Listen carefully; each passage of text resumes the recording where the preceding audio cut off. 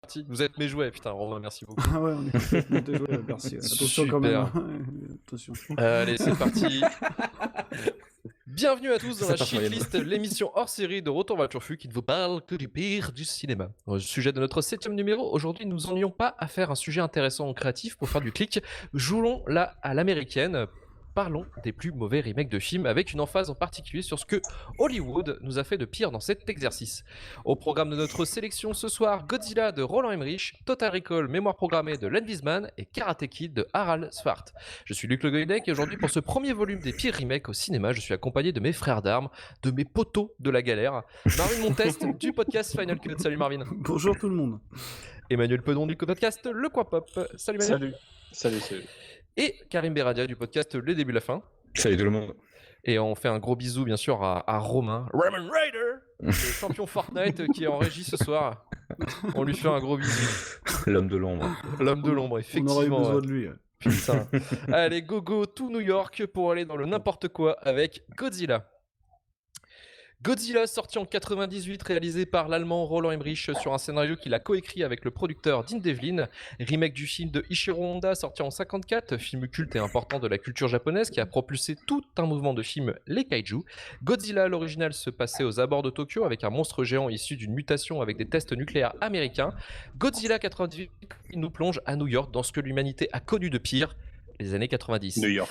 Nous suivons plusieurs personnages qui vont devoir survivre et chasser un lézard géant qui met le boxon en ville, une épopée fantastique qui va réunir en cette occasion un casting 2 étoiles sur 5. Jean Reno, Mathieu Broderick, Maria Pitillo. D'ailleurs, Maria Pitillo, si vous le savez, elle a eu le Razzie Awards et vous allez savoir pourquoi. On s'en fout de ces trucs. Hank Azaria. Elle le mérite. Elle le mérite, putain. Projet de remake datant des années 80, maintes fois repoussé jusqu'au succès fracassant du film Independence Day. En 96, mise en scène par le Spielberg allemand Roland Emmerich, où il sera récupéré par les studios de chez Sony pour mettre en scène Godzilla, après quand même avoir refusé le projet une fois, quelques années avant, car il en avait strictement rien à foutre de ce personnage. Roland Emmerich va changer quelques paramètres par rapport à l'original, exit le Japon, bonjour l'Amérique.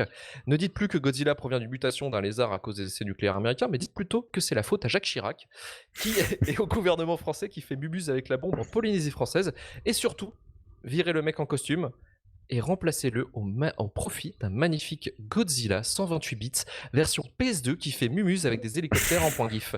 Marvin, outre ces changements, qu'est-ce qui fait que ce soir ce film se trouve dans notre shitlist ? Qu'est-ce qui fait que vous me mettez dans la sauce directe comme à chaque fois, quoi. Merci, quoi. Non, mais c'est marrant, t'as parlé de Dean Devlin en intro, et c'est assez rigolo, parce qu'il y a pas si longtemps que ça, je crois qu'il a donné quelques interviews où finalement le mec a accepté il a accepté de considérer que le film était en quelque sorte un peu mauvais, quoi. Et donc il a expliqué un petit peu pourquoi, selon lui, c'était mauvais. Alors déjà, il a écarté tout l'aspect. Oui, c'est vrai qu'on a un petit peu été chercher du côté de chez Jurassic Park, tu vois. Un peu. Mais non. Dans les séquences au Madison Square Garden, mais surtout parce qu'en fait c'est lui des deux, le passionné de Godzilla, c'est pas spécifiquement Roland Emmerich a priori, hein. Lui c'est un vrai fan de Kaiju Ega, quoi. Et donc en fait il dit qu'il a poussé en fait Roland Emmerich pour qu'il prenne le projet, et que donc ils ont essayé de trouver un terrain d'entente quelque part, tu vois, qui puisse un petit peu les contenter tous les deux. Et donc il fallait qu'ils trouvent des points d'ancrage qui pourraient convenir à Roland Emmerich, qui est entre autres un espèce d'immense fan de destruction à grande échelle, quoi. Tu vois, donc c'est-à-dire que bon bah du coup il a fallu un petit peu arrondir les angles. Et ce qui nous donne déjà, on va commencer par ce qui se passe le moins bien, on va pas non plus tourner autour du pot. Le problème c'est peut-être évidemment à mon avis le traitement de la créature, quoi. C'est-à-dire que Godzilla, on a tendance peut-être à le voir maintenant et à le voir avant, hein, comme une espèce de créature déifiée, quoi. Tu vois, c'est une espèce d'entité démoniaque, c'est quasi un dieu, quoi, tu vois. Alors que là, en fait, on a essayé de le rendre un petit peu plus proche de l'humanoïde, j'ai l'impression, en tout cas de le caractériser comme un animal. Ouais. C'est-à-dire que c'est un lézard. C'est-à-dire que l'approche, c'est, encore une fois, c'est Devlin qui le dit lui-même, c'est un lézard. C'est-à-dire qu'il est ni bon ni mauvais. C'est juste, qu'est-ce qui se passait si un animal devenait haut de 30 mètres, quoi. Voilà ce qui se passerait. Il mangerait du poisson et puis il mettrait des coups de queue dans des gratte-ciel sans faire véritablement exprès, quoi. Oups. Donc voilà, et ce qui nous donne peut-être le problème le plus majeur du traitement narratif, c'est que du coup Godzilla, dans toute sa symbolique, elle s'est un petit peu perdue en route, quoi, parce que qu'est-ce que c'est Godzilla quand même à l'origine? Attention, j'ai l'impression, il y a Fabien Moreau qui est en train de regarder, c'est quand même le résultat d'un trauma national, voire continental, quoi. Tu vois, c'est l'après Seconde Guerre mondiale, c'est le traumatisme de la bombe atomique. Et quel est le trauma continental qui mène à la création de Godzilla? C'est les essais de Chirac dans le Pacifique. Alors, écoute, peut-être que... Mais attends, on culpabilise. C'est déjà ça. Il culpabilise quand même pas mal, donc peut-être que le peuple de Manhattan a été extrêmement touché par les essais de Chirac dans le Pacifique. Je suis pas vraiment au courant de cette histoire, mais il se peut que ça arrive. J'ai peut-être pas trop cette culture-là, quoi. Donc voilà, tu vois, déjà en termes de symbolique, Godzilla, bon, qu'est-ce que tu veux, quoi. Voilà, il a plus cette puissance, quoi. C'est un animal un peu neutre, un peu con par moment quand même. Très con. Donc voilà, c'est une des grosses raisons qui font que ça fonctionne pas très bien. On a cité déjà des emprunts. Jurassic Park, évidemment, que ça soit dans le sound design, que ça soit dans les mouvements, que ça soit dans les mouvements de Godzilla quand même, et puis évidemment par la superbe idée des bébés Godzilla au Madison Square Garden, ce qui est assez fabuleux, quoi. Bon, ce plaisir. Tout le monde l'a vu, hein. Je me souvenais pas que c'était si long. Ouais, moi non plus. C'est un enfer. Ouais, c'est très long. Ouais, puisqu'après t'as ce troisième segment avec le retour de Godzilla, justement, quoi. Et ça faisait un peu Alien d'ailleurs aussi, ce truc Madison Square là où t'as tous les Godzilla qui sont à l'intérieur. Là. Les œufs font très d'aliens géants. Ah là, c'est horrible. Encore un bel emprunt. T'as quand même. Alors du coup. Ce qui est super bien aussi dans le problème des Français, c'est que en plus les mecs de faire des essais dans le Pacifique, de créer un lézard géant, ils envoient a priori leurs meilleurs agents sur place, donc qui sont Jean-Luc, Jean-Philippe et Jean-Christophe. C'est vrai, ils s'appellent tous Jean. Ouais, les potes de Jean Reno. Jean quelque chose, je schématise, c'est peut-être vraiment ça, j'en sais rien. Mais... Si, c'est ça. C'est vraiment ça. Et donc t'as Jean Reno qui est là et qui passe sa vie à essayer de trouver le meilleur café. Voilà, faut qu'il soit torréfié en France, tu vois. À manger des croissants, il est déçu quand on lui apporte des donuts. Et puis évidemment quand ils essaient de viser Godzilla, ils touchent plutôt les immeubles que la créature, quoi, parce que tu vois l'incompétence de l'armée française, c'est quand même quelque chose. Bon bref, voilà, c'est ce genre de conneries. Je sais pas. Attends, c'est pas les Français en hélicoptère, hein, c'est l'armée américaine. De toute façon, après l'incompétence des forces militaires quelque part, c'est un trope récurrent de Emmerich quand même, tu vois. Parce que Roland Emmerich, si on en parle de minutes, je pense pas que ce soit un mec qui se prenne vraiment au premier degré. Alors je sais pas, tu vois, il y a beaucoup de gens qui ont tendance à interpréter ça comme des trucs un peu débiles, un peu turbo teubé, quoi. Moi j'ai du mal à accepter qu'on prenne une Independence Day comme un truc littéralement, tu vois, pro-US, et enfin, voilà. Pour moi il y a un petit peu de... Il y a un petit truc derrière, quoi. Oui, plus de crème, effectivement, c'est une des meilleures répliques. Ouais, le no-croissant, Archéon dit aussi le no-croissant. Ouais, le no-croissant, le no-croissant, ouais. Où sont les croissants en VF? Ouais, ce croissant. Après, il faut lui reconnaître des choses. Moi, la première chose, quand même, que je reconnais, et c'est un peu paradoxal par rapport à ce que j'ai dit avant, c'est que je trouve que le design de la créature est finalement assez intéressant. Dans le sens où il est quand même vachement différent du Godzilla, du premier Godzilla et du Godzilla d'aujourd'hui, tu sais, qui est une sorte de ressucé un peu bizarre d'un Godzilla original, quoi. Moi je le trouve pas hideux, voilà, je trouve que par exemple tu vois cette espèce de tête toute plate, elle marche pas trop mal, quoi, et puis voilà, vous le sentez comment c'est laborieux de trouver des trucs ouais mais bon, voilà. Et en plus t'as pas justifié, mec, hein, tu peux y aller non, dans le négatif à en fond, fait, je vais vous expliquer pourquoi je me justifie. C'est parce qu'il y a quand même quelque chose de correct, c'est que ça reste peut-être notre port d'entrée en fait vers le mythe Godzilla. Mine de rien, tu vois, c'est sorti en 98. Moi, j'étais gamin. Sans ça, on n'aurait pas le plaisir de voir aujourd'hui Godzilla versus Kong, tu vois. Ce qui permet de relativiser beaucoup de choses, tu vois. Mais ce que tu dis, c'est pas con, parce que le film, quand il est sorti, ça a fait donc au Japon, il a fait un gros plat. Hein. Les mecs, ils ont dit c'est de la merde, c'est pas le Godzilla qu'on veut. Ils l'ont même défoncé dans le Godzilla Final Wars après, tu vois. Mais justement, ça a permis de relancer en fait la machine des Godzilla au Japon. Ouais, bien sûr. Avec une nouvelle quadrilogie. Bien sûr, et nous amener au génie de Legendary aujourd'hui, qui fait des Godzilla, qui font des rictus et des regards caméra quand ils bolossent une tombe. Ce qui est quand même une superbe idée. Donc voilà, tu vois, il y a ce côté porte d'entrée, on l'a tous vu quand on était gamin, on en parlait en off, voilà, on garde une espèce de petite tendresse pour ce truc-là, qui peut-être le méritait pas tant que ça. Il reste que, en termes d'effets visuels, on peut dire ce qu'on veut, je le trouve encore relativement cohérent, quoi. Tu vois, il est pas dégueulasse. Si, il est dégueulasse. Alors, je vais dégueulasse, je vais le dire de tête, c'est peut-être une grosse connerie, mais je crois que c'est un film à 145 patates. Ouais, c'est ça. Pour l'époque, c'est un truc de ma boule, tu vois. Et moi, je le trouve carrément acceptable, quoi. Enfin, je veux dire, ça, c'est un truc de Roland Emmerich aussi. Même si les films sont parfois difficilement visionnables, tu revois une Independence Day aujourd'hui, c'est absolument loin d'être ridicule, tu vois. Parce que autant je vais être d'accord avec Independence Day, mais Godzilla, quand même, il y a des choix, surtout sur le début où ils font tout ça encore une fois 2 jours, où c'est vraiment très moche. C'était déjà très moche à la sortie, quoi. C'était déjà un peu moche en 98 en plus de ça, t'as Roland Emmerich qui est un mec qui a l'air d'être fasciné par les effets numériques, tu vois. C'est-à-dire qu'il préfère utiliser ça que du dur, apparemment. Et 98, c'était plutôt une bonne époque, puisqu'il fallait encore composer avec des animatroniques. Donc, ce qui fait que l'association animatronique numérique, qui est un truc aussi tu vois, le même procédé que dans Jurassic Park, quelque part, fonctionne plutôt très bien. Le souci, c'est que bon, après, il se perd un petit peu quand il continue à faire des films. Tu vois, quand aujourd'hui, il fait Midway, un film sur l'attaque de Pearl Harbor. Putain, je l'ai même pas vu, j'ai pas osé. Voilà, tu fais le comparo avec, par exemple, Pearl Harbor, hein, qui est un mauvais film, mais qui était tourné avec des décors en dur. Eh ben, t'as du mal à comprendre pourquoi on continue de faire des dogfights en CGI, quoi. Après, voilà, moi, je le trouve pas hideux visuellement, c'est vraiment pas ça qui m'embête. Le plus gros problème, à mon sens, une fois que t'as découvert un petit peu véritablement le mythe Godzilla, bon, bah, c'est le traitement de la créature, quoi. Plus aucun symbolisme, plus vraiment de puissance, en fait. Vide de sens, quoi. Et accessoirement, Godzilla, il est quand même très fragile dans celui-là, quoi. C'est-à-dire qu'il faut pas grand-chose quand même pour le foutre en l'air. Qui est quand même censé être une espèce de créature gigantesque, une sorte de dieu ultime, enfin, quelque chose qui dépasse l'entendement, tu vois. Là, non, enfin, clairement, ça va, quoi. On va lui mettre 2 petites roquettes et puis il va faire... Ouais, il va à terre, quoi. Voilà. Bon, après, voilà, je le revois comme ça pour rigoler, un peu comme un espèce de nanar de luxe, tu vois. J'aime pas trop dire ça, mais c'est un peu ce que je vois là-dedans, quoi. Un nanar à 145 millions, quoi. Je parle pas de l'interprétation des pauvres gens qui se retrouvent un peu embarqués là-dedans, tu vois, Mathieu Broderick et compagnie. Bon, bah, voilà, qu'est-ce que tu peux attendre de ce truc? Non, mais c'est vrai, je veux dire, Maria Pitillo aussi. Maria Pitillo, voilà. Oh là là, ce truc, c'est un scandale, c'est un scandale. Voilà, j'ai déjà beaucoup trop parlé de Godzilla, enfin, je vais vous laisser faire. Parce que là... Non, mais à la base, ce film, c'était déjà un petit peu dit dans le chat, mais ça devait être réalisé par Jan de Bont. Et Jan de Bont, c'est un grand artisan du cinéma, puisqu'il a été le chef-op de Paul Verhoeven depuis ses débuts jusqu'à Basic Instinct. Il a été un chef-op fabuleux, un réalisateur un peu plus inégal, quoi. Il a été chef-op depuis sa période hollandaise, Paul Verhoeven, dans les années 70, et il a été chef-op ensuite sur Die Hard. Il a fait Die Hard et il a réalisé également Speed avec Keanu Reeves.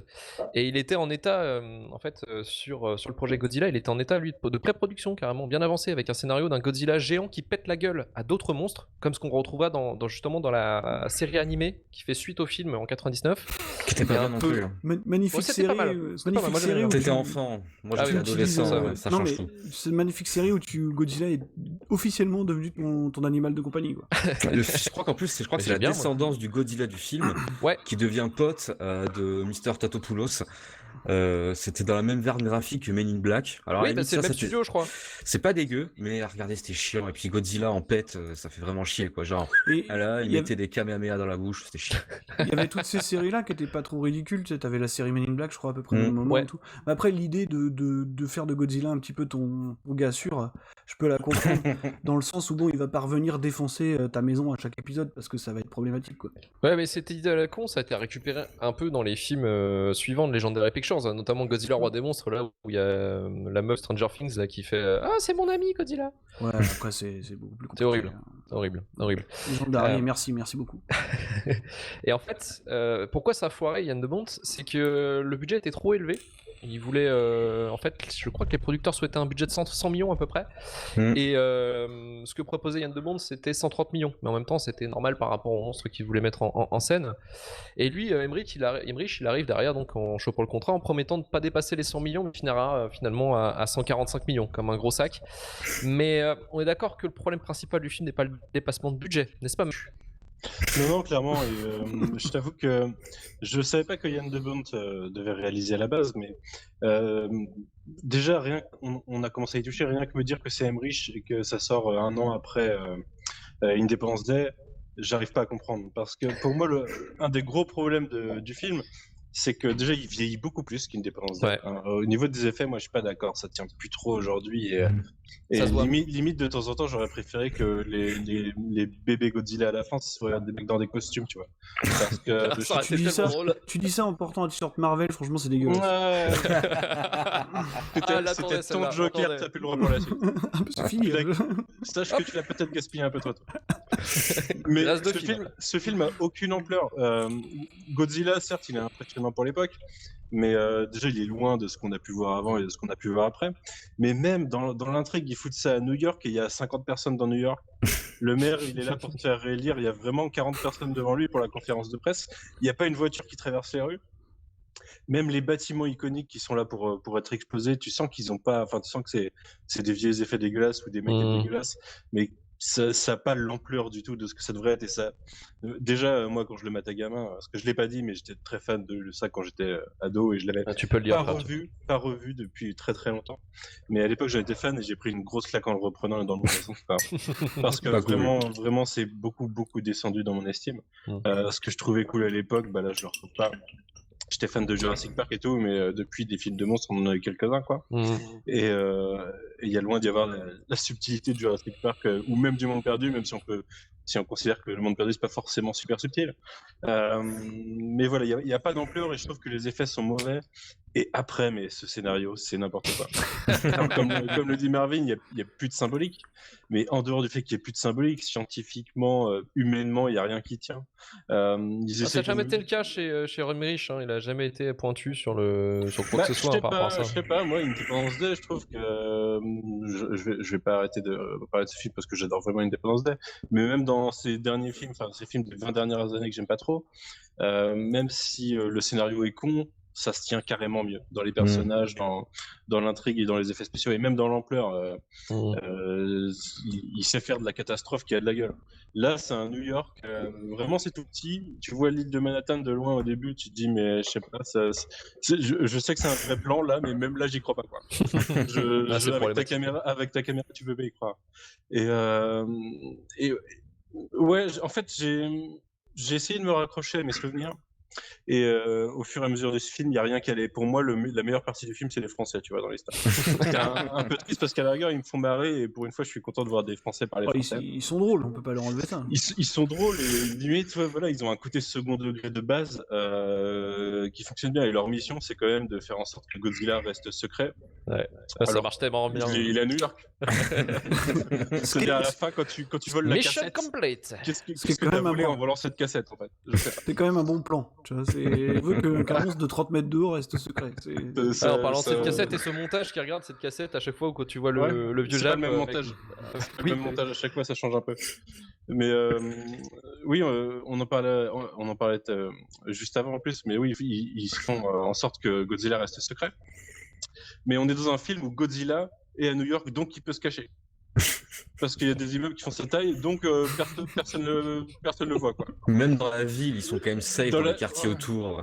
Non, il peut aller dans les égouts. Je sais pas, vous avez pas, ne serait-ce qu'un détecteur sismique quelque part, ça devrait pouvoir se reconfigurer rapidement pour savoir où il est. Non, Godzilla, New York, c'est bien parce qu'il peut se cacher. Alors que Tokyo, non, jamais. Jamais, ça n'aurait pas été cohérent de le faire là-bas.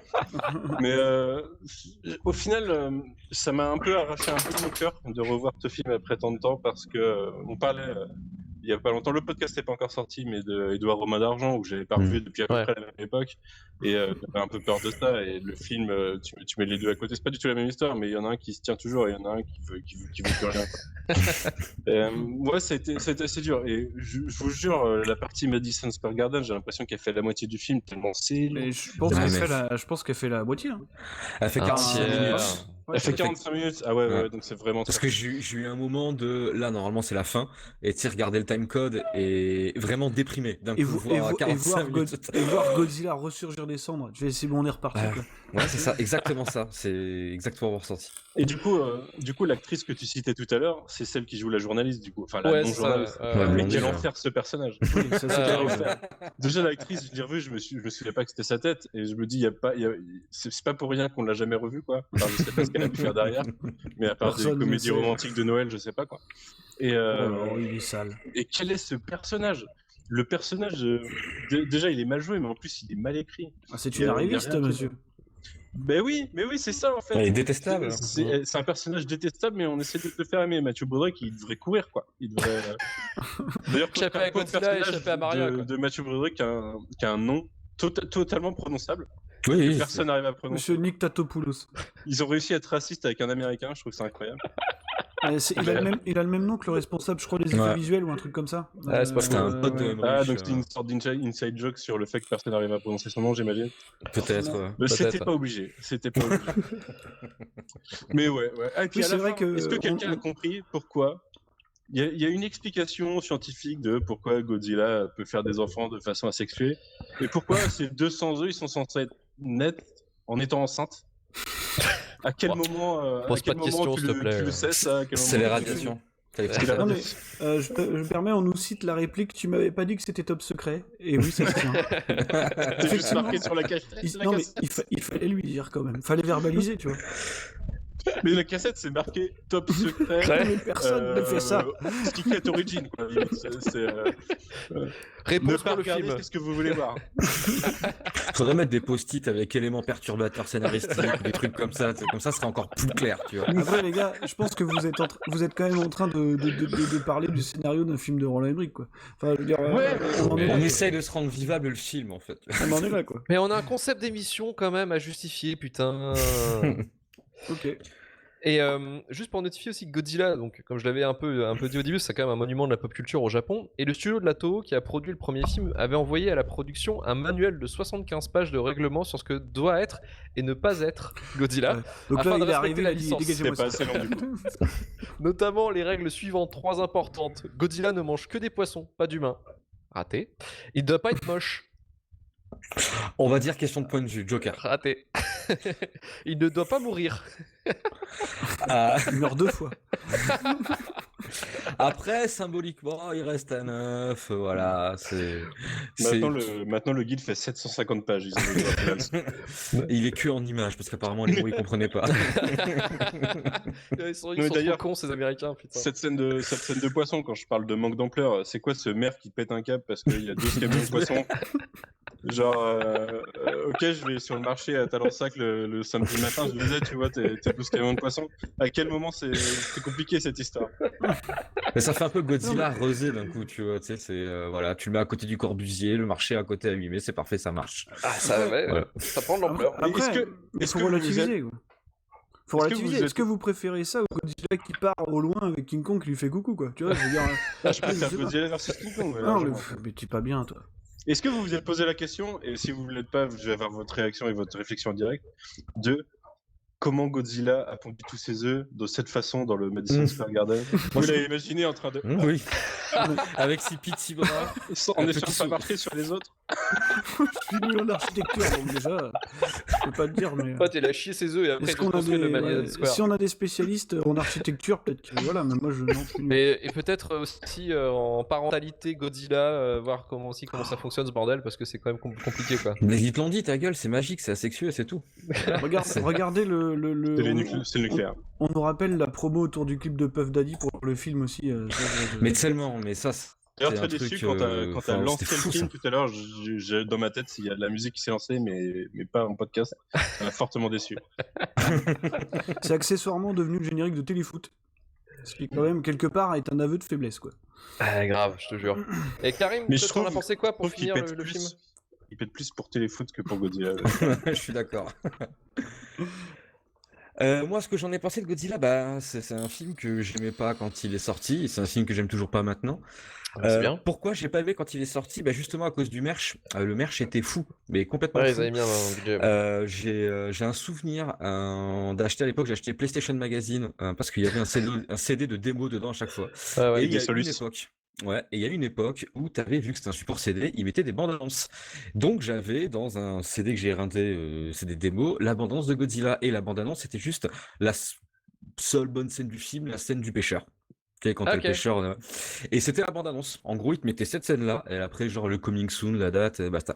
Donc il y avait un autre clip de promo, c'était en fait Godzilla qui traverse avec son pied je crois que c'était Madison Square, un truc comme ça. Peut-être. Ça leur a coûté 600 000 €, enfin $600 000, et ils l'ont jamais foutu dans le film.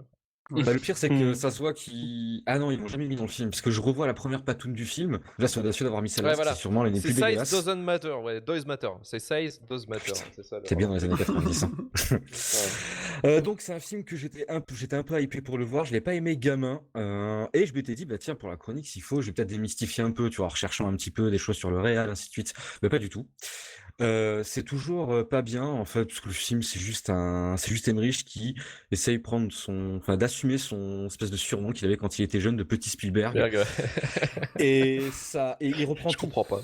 Il reprend tout, il reprend Jurassic Park, même la meuf relou, la blonde. Il y a un moment, quand tu la vois dans la foule, on dirait la liste de Schindler. C'est la seule qui est en rouge. Ah mais je te jure, c'est vrai. Regarde ça, c'était tout le monde est en gris. Et ça vaut la réplique à la 2, ça. Et donc le film il est tout le temps comme ça, donc c'est naze. Il y a des moments qui sont un peu marrants, mais parce que tu sors du film, les Français en mode 7ème compagnie, c'est marrant parce que c'est voulu comme ça. J'adore Matthew Broderick pour une raison inconnue et donc ça se voit qu'il sait pas ce qu'il fout là. Donc parce que Ferris Bueller, c'est ça? Sûrement, ouais, sûrement. Et donc ensuite, il y a rien, même des trucs qui m'ont gavé, tu vois. Je veux dire, il y a des trucs propres, le placement de produits beaucoup trop visible, tu sais, qui est pas malin. Il y a aussi les deux musiques qui sont extra diégétiques, hein, celle de Puff Daddy et celle de Jamiroquai, qui sont diégétiquement dans le truc. Quand t'as vécu la promo en même temps, c'est un peu relou. C'est dur, je pense. Ouais. Et la technique, pour moi, vraiment, il y a des moments elle passe en fait. Il y a des moments vraiment elle passe. Il y a des attaques de Godzilla de nuit. T'as des alternances des fois avec du dur, avec les animatroniques qui sont cool, mais c'est très mal équilibré. Des fois, franchement, il y a des marionnettes, ils auraient dû l'utiliser vachement plus souvent. Je comprends pas pourquoi ils ont pas utilisé plus souvent. Et surtout, le film fait 1000 heures. Parce que t'as 4 fois le même truc, 4 fois Godzilla qui se fait trappe avec du poisson et qui se fait courir après, donc t'as la séance hélicoptère. Et t'as toujours les fameuses, tu sais, réactions du maire, réactions des militaires, réactions de Jean Reno là, avec ses gens à l'autre côté, là, c'est vraiment insupportable. Chaque séquence, Doug Savant, le double. qui est extraordinaire. Doug Savant que je connais principalement pour Desperate Housewives, qui a aussi joué dans Melrose Place, je crois. Vous avez des grosses refs. Hein. Desperate Housewives, attends mec, meilleure série de tous les temps, mieux que Twin Peaks. 24 saison 3 sinon. Oui, c'est vrai. Ok. Et qui est extraordinaire dedans. En général, O'Neill, ça me fait délirer. En plus, je sais pas si c'est une référence à Stargate, je sais pas, mais c'est génial. Il est formidable. Mais en fait, le film est un peu amusant. Je suis assez d'accord avec Marvin quand il disait que c'est nanar à gros budget. Ça n'a pas de sens, mais c'est un peu ça. Et par contre, fondamentalement, c'est punitif. Vraiment, c'est punitif. Le film, tu retires la moitié. Et en vrai, tu retires la moitié, tu cut à 1h30, tu fais un film de Roland Emmerich, ça va. Je veux dire, il a essayé des trucs, ça va. Son discours sur le nucléaire, c'est un discours d'Européen. Bon, on va dire que, je sais pas. Voilà, tu vois, mais c'est un peu douloureux. Donc voilà, c'est un film qui est juste trop long, qui aurait pu être pas si mal. Un peu comme les 2 autres films qu'on va voir. En fait, il aurait pu être pas dégueulasse.